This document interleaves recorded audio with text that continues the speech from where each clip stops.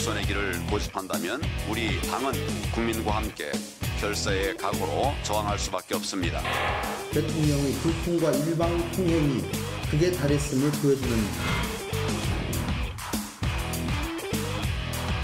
국정운영의 발목을 잡으려는 악의적인 정치 공세를 즉각 중단할 것을 요구합니다.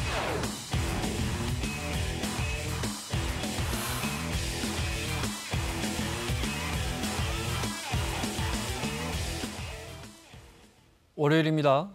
정치구단 여의도 혼수꾼 박지원 의원 자리했습니다. 어서 오십시오. 네, 안녕하세요. YTN에 나오실 때 그 이야기가 나오더라고요. 그래서 제가 박영선 장관 임명됐습니다. 네. 축하합니다. 네, 임명식 그림이 들어와 있군요. 네, 박영선 장관 오른쪽에 아마 이번에 언급이 됐던 이원조 변호사 남편이었던 김현철 통일부 장관 우여곡절 끝에 방금 전에 임명장을 문재인 대통령으로부터 수여받았습니다. 네, 박영선 중소벤처기업부 장관이고요. 오른쪽에 저 안경 쓴 분이 김용남 전 의원이 진영 장관입니다. 행안부 장관이 됐죠. 네. 언제나처럼 부인까지 또는 남편까지 모두 청와대에서 같이 모여서 임명장을 수여하는 모습입니다. 네. 자유한국당에서는 결사의 각오로 맞겠다. 네. 국민과 함께 저항하겠다 이런 입장을 내놨습니다. 네. 글쎄요, 마지막 순간까지 박영선, 김현철 장관에 대해서는 자유한국당에서 엄청나게 반대를 했는데 어떻게 됐든 저는 두 분 다 장관으로서 아주 훌륭한 업무를 수행할 것으로 확신합니다. 어떻게 됐든 임명은 그렇게 됐다 하더라도 검증 과정에서 청문회 과정에서 많은 지적이 있었다고 하면은 또 청문 보고서가 채택되지 않았다고 하면은 최소한 대통령께서 앞으로는 보다 철저히 검증을 하고 인사에 신경을 쓰겠다. 그리고 이번에는 임명을 하는 것에 대해서 국민과 야당이 이해를 해줬으면 좋겠다 하는 정도의 말씀은 국민과 야당에게 해주셨으면 참 좋았겠다 이런 생각 같습니다. 일종의 임명을 하되 국민들에게 양해를 구하는 말씀을 한마디 좀 덧붙였으면 더 좋았을 것 같다. 그렇죠. 야당에게도. 네. 야당에게도. 네. 청와대 입장에서는 7명 중에 2명을 어찌됐건 2명이 낙마했으니까 사실 편하게 말씀드리자면 이 정도면 된 거 아니냐 또는 여기서 더 밀릴 수는 없다. 그렇죠. 이렇게 되게 저도 그동안 왜 청문 보고서 하나도 채택이 안 된 장관들 왜 다 임명하냐고 했는데 어쨌든 2명이 낙마를 했거든요. 그렇죠. 그리고 사실 도덕성 기준에서 능력이 두 분 다 있었어요. 낙마하신 분들도. 함에도 불구하고 낙마를 시켰다고 하면은 나머지 5분만은 좀 이해를 해달라 하는 그 적극적인 대화를 또 설득을 야당에게 했으면 좋았을 건데 그게 좀 아쉽습니다. 네. 자꾸 박영선 장관이죠. 이제 화면에 나오는데 자유한국당에서는 이제 문제 제기하고 있는 김용남 전 의원 검사 출신입니다. 그 로펌에서 삼성 거 많이 이원조 변호사가 있던 그러니까 박영선 장관의 남편이 일하는 그 로펌에서 박영선 장관 아시다시피 삼성 저격수고요. 네. 삼성 거 많이 수임해가지고 돈 많이 벌었다 이런 의혹을 제기했고 물론 박영선 장관 측에서는 완전히 부인했는데 그 뒤에 또 자료를 내서 그 파트너다, 그러니까 지분이 있다 그 로펌에 지분이 있으면 그 로펌이 어쨌든 삼성한테 돈을 받으면 일부라도 배당을 받는 거 아니냐 이러면 안 되는 거 아니냐라고 문제 제기를 했어요. 박영선 장관의 남편 되시는 이원조 변호사가 대단히 저도 개인적으로 잘 압니다만 능력이 있습니다. 그래서 미국 변호사이고 일본 변호사 자격증도 가지고 또 그 로펌에서 오랫동안 있었기 때문에 능력과 경력으로 봐서 그 로펌의 파트너가 되는 것은 당연한 겁니다. 그런데 제가 개별적으로나 또는 공개적으로 네. 박영선 장관 측에서 발표한 바에 의하면은 자기 남편하고는 아무런 관계가 없다. 하나도 사건 수임한 적이 없다. 네. 이런 얘기를 남편은 주로 했기 한국과 때문에 일본 지사에 있었기 때문에 예. 미국 본사가 수임한 삼성건과는 관계가 없다는 건데 그렇죠. 예. 이제 김용남 전 의원은 어찌됐건 거기서 배당 수익을 받았으면 그건 확인되지 않았습니다. 네. 받았으면 결국 삼성이 낸 돈을 박영선 장관의 남편이 가져가는 거 아니냐 이런 의혹 제기입니다. 네. 그런 식으로 하면은 네. 일제 36년간 철도 탄 사람도 친일파입니까? 그건 미국 본사에서 네. 삼성과 계약을 해서 했다고 하더라도 네. 한국에 근무하는 파트너가 어떻게 알겠어요? 무슨 말씀인지는 알겠습니다. 네. 자, 당연히 자유한국당은 특히 크게 반발하고 있습니다. 입장 들어보겠습니다. 대통령께서는 무자격 장관 임명 강행을 지금이라도 재고하고 이런 터무니없는 인사를 발탁하고 제대로 검증도 하지 않은 청와대 인사 라인을 문책하고 또 교체해야 할 것입니다. 국민의 성난 목소리를 외면하고 독선의 길을 고집한다면 우리 당은 국민과 함께 결사의 각오로 저항할 수밖에 없습니다. 그 청문회를 왜 합니까? 꼭 해야 된다면 대통령이 국회 좀 불러서 설득이라도 하는 노력을 하나라도 했습니다. 이렇게 국회를 무시하고 어떻게 정치를 하겠느냐 얘기입니다. 손학규 대표 이야기는 앞서 의원님 말씀하신 거하고 좀 비슷하네요. 네, 대통령이 좀 야권에도 좀 양해를 구하는 모습을 이른바 제스처라도 좀 보여줬으면 네, 그 말씀하셨는데 뭐 사람마다 다 그렇게 생각하는 거겠죠. 특히 황교안 대표가 네. 저렇게 아주 강하게 반발하는 것은 그래도 법무부 장관, 국무총리, 대통령 권한대행을 경험했던 분으로서 네. 저런 얘기를 할 수 있을까? 저도 5년간 김대중 정부에서 저러한 일을 했기 때문에 저는 비교적 이해하는 입장이고 또 제가 지금도 야당입니다만은 인사청문회 내일 또 헌법재판관 저희들이 합니다. 네. 올해도 하고요. 네. 그렇지만 신랄한 지적은 하지만은 저렇게 모든 것을 다 내놓아라 하는 것은 좀 거시기 합니다. 네. 뭐 그렇다고 하면은 네. 법무부 장관 하면서 김학의 차관은 왜 임명되게 놔뒀는가 이런 것에 대한 책임도 해명도 해줘야죠. 그 부분에 대해서는 지금 뭐 여권에서 또 진보 진영에서 뭐 집중적으로 문제 제기를 하고 있고 뭐 검찰도 수사를 시작했으니까요. 네. 그렇죠. 알겠습니다. 수사에 맡겨두는 게 좋죠. 네. 그렇지만은 당 대표로서 아무리 야당 대표이지만은 좀 금도 있는 말씀이 좋지 않느냐. 네. 또 본인도 대권 가도를 간다고 하면은 좀 생각해볼 만한 문제가 되죠. 알겠습니다. 산불 이야기 좀 해보겠습니다. 물론 아직 뭐 방심해서는 안 될 상황이고요. 네, 언제든지 재발화가 가능한데 비교적 대처를 잘했다고 보십니까, 정부가? 저는 이번에 아주 그 대통령과 총리 네. 다 잘했다고 생각합니다. 특히 네. 소방관들의 희생적인 노력, 네. 산림청 화재 네. 진압대인가? 네, 네. 그분들이 특수부대요. 네. 특수부대. 특수진압대. 예, 네. 노력한 것은 높이 평가해야 되고 네. 차제 지금 소방관 문제가 네. 지방자치단체로 내려가 있습니다. 네. 그래서 저는 국회에서 수차 강조를 했는데 지방자치단체의 재정 자립도에 따라서 소방관의 처우가 굉장히 장비가 네. 낙후합니다. 그래서 네. 저는 이렇게 전국적인 화재를 이제는 대비를 해야 되기 때문에 차제에 소방관의 국가직화로 네. 환원시키는 것이 필요하다. 저는 그렇게 다시 한번 제안합니다. 알겠습니다. 저희가 또 오늘 의원님 시간 다음 시간에 그것도 자세히 한번 알아보겠습니다. 네, 그 이야기는 또 워낙 오래전부터 그렇죠. 네, 예. 사회적으로 논의가 되고 있었기 때문에 과거엔 또 안희정 지사 이런 분들은 또 지방자치의 흐름에 비추어 역행하는 거다 이렇게 반대하는 분들도 많았더라고요. 그런데 네. 처음에는 반대했는데 네. 지금 지방자치단체장들이 광역단체장들이 다 좋아해요. 네, 그러면서도 네.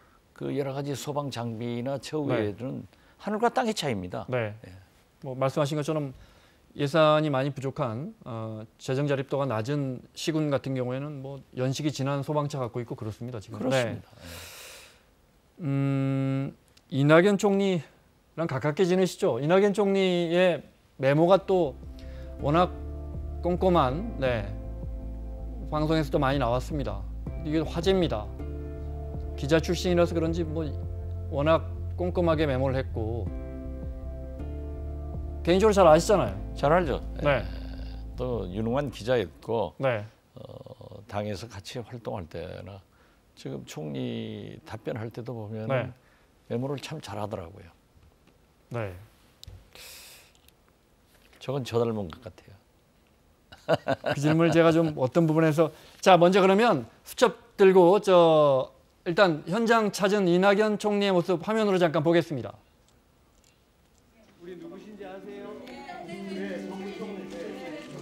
걱정이 많아요. 너무 감사합니다. 이거 예. 찾아주셔서. 그래요. 다치신 데는 없고. 네. 바닥에 앉는 저런 이렇게 합시다. 게 예, 우선은 며칠은 여기 아무래도 계셔야 이낙연 될 거예요. 총리 교소에 계시는 동안에 필요한 4번 국회의원을 식사와 했고 생수 네. 이런 걸 포함한 전남지사를 하면서 네. 의약 대민 접촉 이런 거 누구보다도 차례없이 드리도록 할게요. 탁월한 혹시 이제 네. 그런 경험도 있지만 메모 좀 실력도 해주세요. 있죠. 거기에다 이 어른들 오랫동안 가운데 기자 생활을 했기 고혈압약을 때문에 해주시거나 메모도 잘하시고 또 어른들 가운데 만성질환을 앓고 계시는 분들 고혈압약 못 챙겨온 사람들 있을 거니까 이것도 빨리 챙겨줘라. 저 급하게 집에서 나온 분들 그렇죠. 확보해서 저런 공감 능력이 아주 탁월하신 거예요. 네. 임시 거처를 곧 사실은 마련하겠습니다. 저 어르신들 저희가 대부분 컨테이너라도 해서 약 드시거든요. 뭐 따로따로 이렇게 지낼 지병들이 수 있으셔서. 각 가구별로 지내실 수 딱 있도록 90% 이상이 약을 드시는데 그러니까요. 네. 지금 저게 여러분이 이제 사시던 집을 복구하는 일선 문제인데 그 민생 최대한 경험에 노력을 우러나서 함께 하시는 말씀이죠. 전액이 그리고 국회 이렇게 답변도 지원되는 보십시오. 것이 아니어서 얼마나 아주 노력을 공손하면서도 저희들이 네. 탁월하게 무슨 또 방법이 있을까 의원들 찾아보고 질문을 하고 들어서 무찌르잖아요. 그런 게 탁월하신 분입니다. 기왕이면 사시던 곳 가까운 쪽으로 해드릴게요. 네. 우리 저도 시골 출신입니다만 시골 사는 사람들은 멀리 가면 안 되잖아요. 그러고 농사 짓는 분이 계신다면 벽시도 다 타버려가지고 농사 다 짓습니다. 벽시를 무상으로 공급해 드릴게요. 농협하고 이 얘기가 됐습니다. 어른들께서 하셔야 될 일은 너무 마음 상하지 말고 아프지 말고 그렇게 하세요. 집에 없는데 안 아프고 되겠습니까? 아니. 마음을 굳건하게 잡숴요. 저 보십시오. 손 큰 만지면서 겪고 네. 살았다. 얼마나 그러니까 너무 걱정 마시고 정부가 할 수 있는 건 다 하겠습니다. 아니 수첩에 꼼꼼하게 이 총리가 적는 건 뭐 알려진 이야기고 총리 비서실장이 기자들이 관심을 가지니까 이거 좀 공개해도 되겠습니까? 그 아까 화면 다시 보여주실래요? 공개했어요. 네. 네. 이런 부분이 좀 과거와는 좀 다른 모습인 것 같아요. 사실은 조금 뭐랄까 자랑이거든요. 네. 그걸 이 비서실장이 총리에게 물어봤을 거란 말이에요. 이거 좀 공개해도 되겠습니까? 보여줬단 말이에요. 이런 부분 어떻게 보세요? 자랑이지만은 네. 그러한 모습을 총리가 저렇게 꼼꼼하게 메모하고 이렇게 챙기는구나 네. 하는 것을 국민들이 보고 얼마나 안심하겠어요. 얼마나 위로가 되겠어요. 네. 예, 그래서 저는 좋은 것은 좋다. 네. 그리고 이번처럼 모든 대형 재난사고의 대통령 총리 함께 정부가 나서서 또 일선 소방관이나 산림청 네. 특수 소화 진압대처럼 진압, 네, 네. 그렇게 전부 일체가 돼서 하니까 잘 진화가 되잖아요. 네. 그러니까 국민들도 비교적 굉장히 안정을 찾았을 겁니다. 네.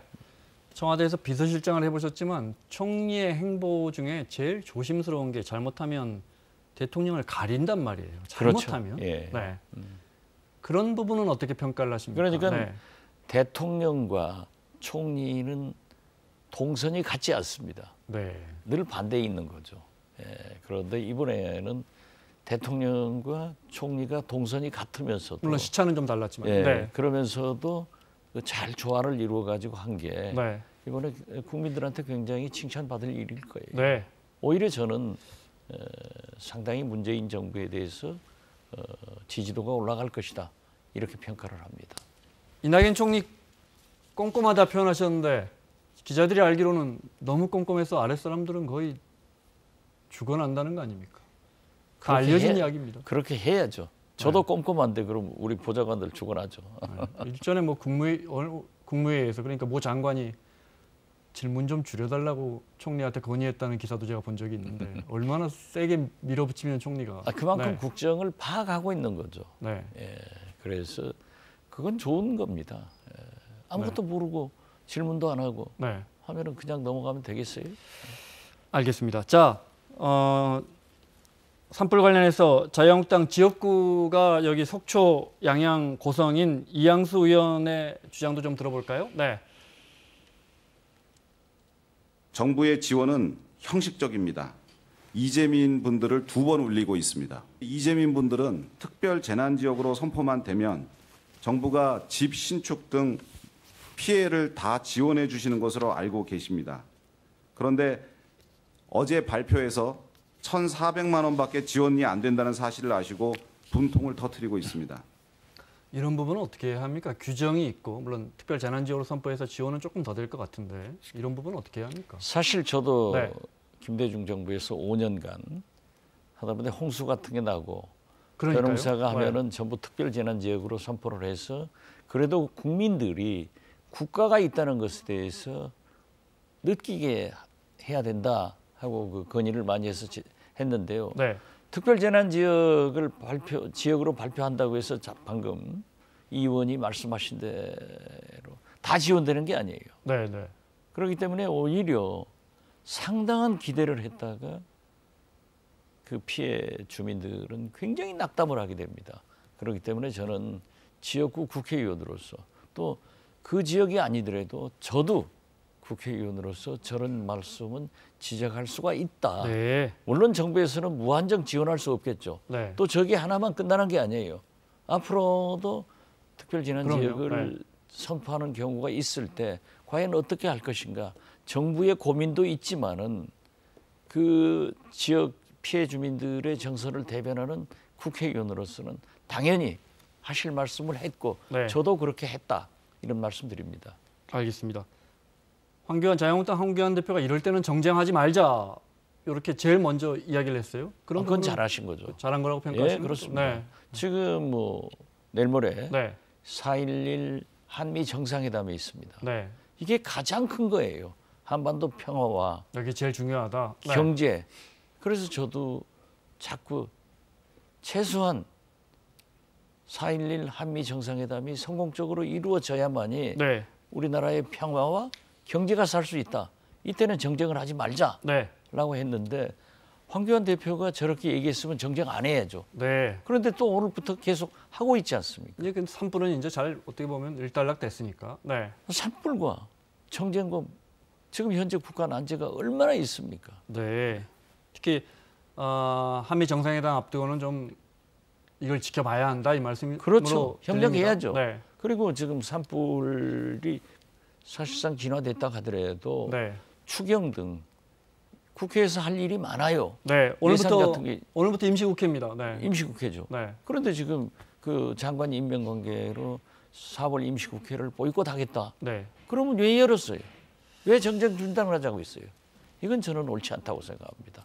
알겠습니다. 야당은 네. 거듭 말씀드립니다만은 가장 강력한 투쟁 장소는 국회입니다. 네.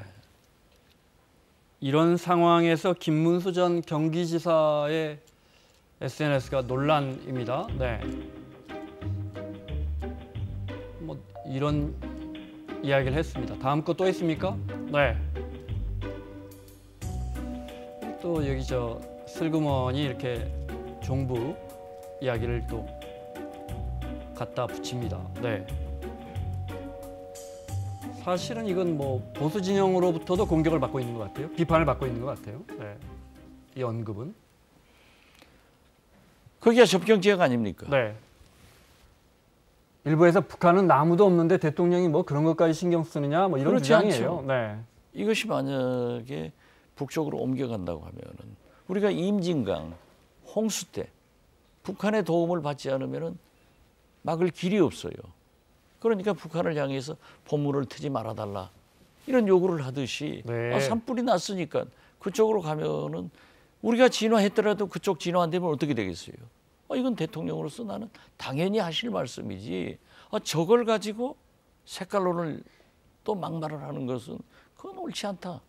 네. 이번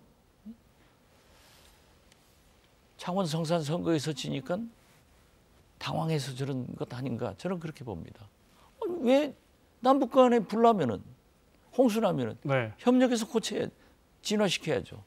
그걸 저는 산불이든 홍수든 그렇죠. 협력할 건 협력해야 우선 합니다. 당장에 보시면요, 임진강 홍수가 나면요, 북한에서 방수해 버리면 우리는 네. 엄청난 피해가 옵니다. 문천 쪽으로 또. 네. 그 전에 그런 군산 경험을 쪽으로, 네. 가졌잖아요. 네. 그렇기 때문에 그러한 것은 상호간에 협력을 해야죠. 전염병이 생겨도 네. 북한이 생겨도 우리한테 넘어올 확률이 많고, 우리가 생겨도 넘어올 네. 그 송충이 같은 피해도 북상할 때 얼마나 어려웠어요. 네. 이런 건 서로 협력하는 거지. 저걸 가지고 뭐 보수해서 그건 저는 정치라는 게 나와 생각을 다른 사람들을 좀 설득하는 일인데 일부 정치인들 보면 나와 생각이 다른 사람들은 비난하면서 그러니까 나와 생각이 같은 사람들 마음에 드는 말만 하는, 최근에 우리 정치인들 사이에 이게 좀 강해지지 않았나 이런 생각도 들어요. 그게 요즘 더 굉장히 진영 논리로 정쟁화를 시키는데 네. 그러한 것이 결국 자기 진영의 표만 가지고는 당선될 수 없습니다.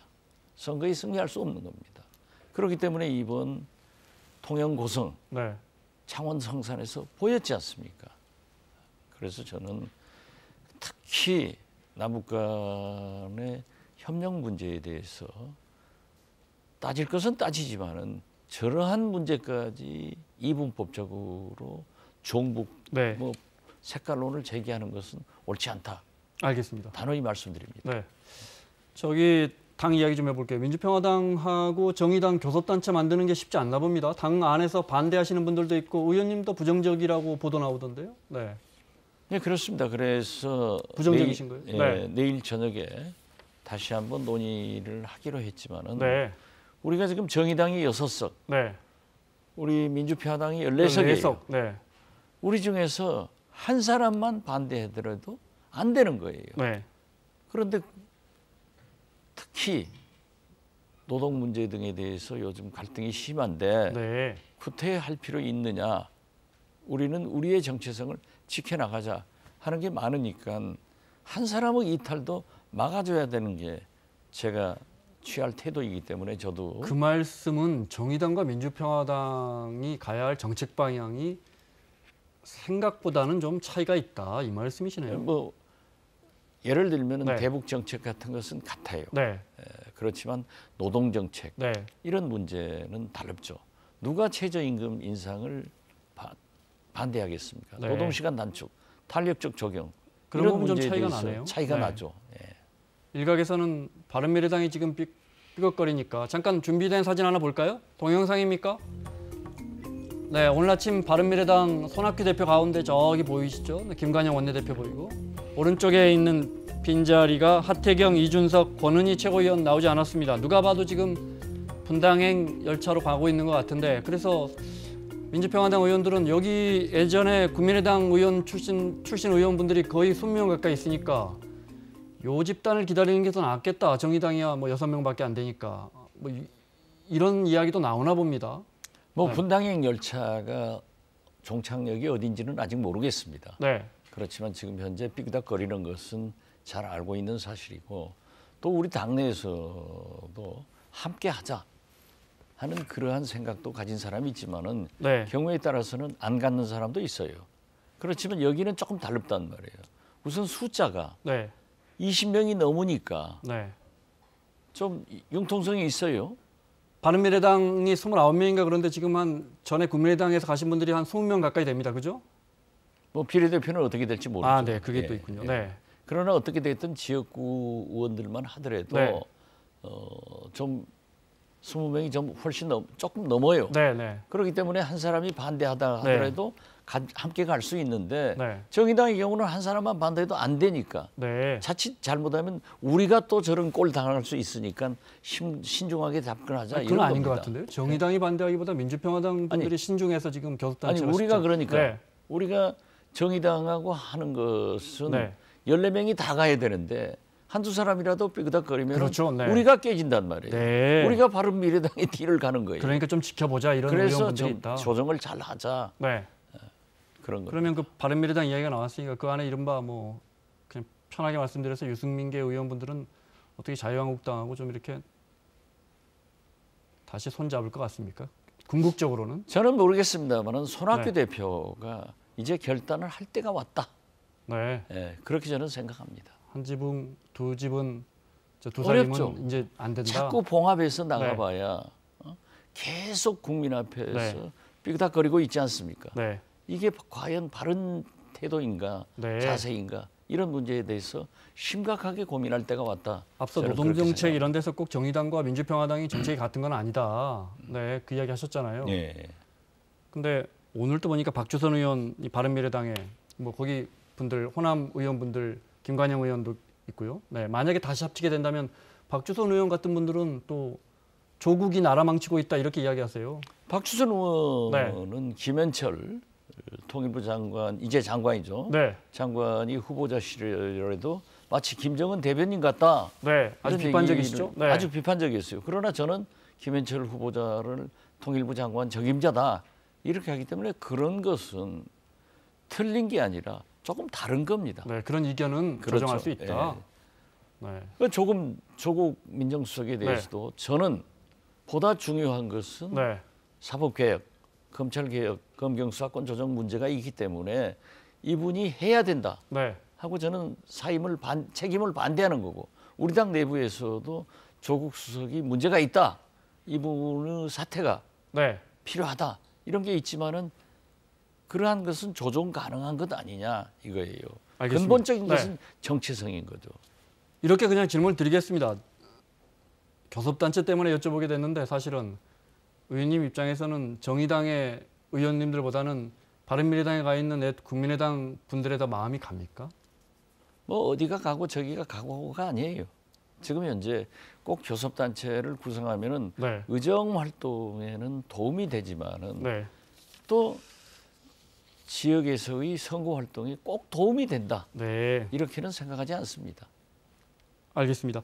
자, 문재인 대통령이 이제 곧 한미 정상회담 10일 우리 시간으로 10일, 11일 날 이제 정상회담 하는데 그렇죠. 네.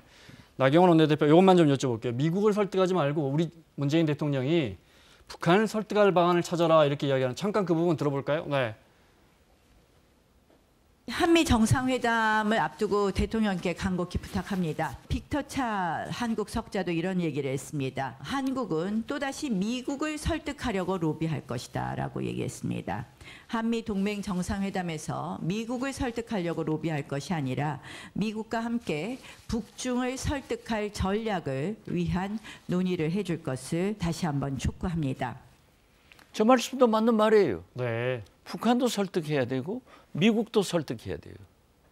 이걸 할 분은 세계에서 문재인 대통령밖에 없어요. 그러나 네. 한미 동맹이기 때문에 저도 북한 먼저 가서 듣고 미국 가서 결정해 오는 것이 좋다라고 했지만은 역시 동맹이기 때문에 먼저 가서 서로 얘기를 나누고 네. 미국 또 먼저 가서 미국 네. 먼저 가서 서로 얘기도 나누고 네. 문재인 대통령의 생각도 의견도 내고 트럼프 대통령의 의견을 들어서 또 북한을 설득하러 가야지. 그러니까 저건 선후의 차이지 옳은 말이에요. 정상회담에서 뭐 하나 정도는 문재인 대통령이 보따리를 받아올 수 있다 이렇게 보십니까? 이번에 제가 받아오리라고 봅니다. 저는. 문재인 대통령. 네. 저는 이 경제 협정 문제에 대해서 네. 트럼프 대통령이 강하게 먼저 나가지 마라. 지금은 제재다. 네. 이런 얘기를 강하게 하실 거고 그래도 문재인 대통령은 우리라도 네. 북한과 손을 잡고 약간의 경제 협력을 통해서 손잡고 설득을 해 나가야 된다. 네. 그렇지만은 트럼프 대통령은 굉장히 강한 반대를 할 겁니다. 그래서 저는 한미 정상회담이 결코 성공할 것인가에 대해서는 조금 이상한 생각을 갖네요. 그렇지만 쉽지 않을 것이다 이 말씀이시죠? 그렇죠. 네. 그러나 하나 분명한 것은 트럼프 대통령도 지금 김정은 위원장을 좋아한다, 만나기를 바라고 폼페이오도 곧 북미 정상회담이 있을 거다 이런 얘기를 하고 있지 않습니까? 다시 열리기를 희망한다고 예, 했습니다. 그렇기 네. 때문에 트럼프 대통령이 문재인 대통령을 향해서 어떻게 되든 미사일이건 인공위성이건 무엇든지 쏘지 마라. 그리고 만나서 얘기하자. 네. 이러한 롤을 분명히 줄 수 있기 때문에 저는 문재인 대통령이 그러한 효과를 가지고 와서 네. 평양을 방문하는 것이 북미 정상회담의 길을 트는 거다. 네. 그런 효과는 있을 겁니다. 알겠습니다. 그러나 경제 제재 문제에 대해서는 강한 압박을 받을 겁니다. 네. 총리에게 저 특사 파견 제안하셨다고 들었는데 그러면 특사 가게 되면 혹시 의원님은 아직 그런 제안 받으시죠? 그건 없으시죠? 저는 특사로서 부적격자예요. 왜냐하면 북한 김정은 위원장도 네. 문재인 대통령과 호흡을 같이 하면서 네. 정치적 운명을 같이 하면서 네. 문재인 대통령의 숨소리를 듣고 싶어하는 거지 네. 일반적인 제 의견은 아니에요. 그러겠군요. 그렇기 때문에 네. 특사는 아무래도 지금까지 해온 뭐 정의용 실장이나 정의용 실장, 서훈 국정원장. 국정원장 네. 이 두 분이 공동으로 가든지 네. 그분 중에 한 분이 간다면 아무래도 서훈 원장이 제일 적임자가 아닌가. 그렇겠군요. 네. 거기 가는데 저 같이 가져가면 좋죠. 네. 알겠습니다. 자, 정치구단 박지원 의원과 함께했습니다. 다음 주에 뵙겠습니다. 네, 감사합니다.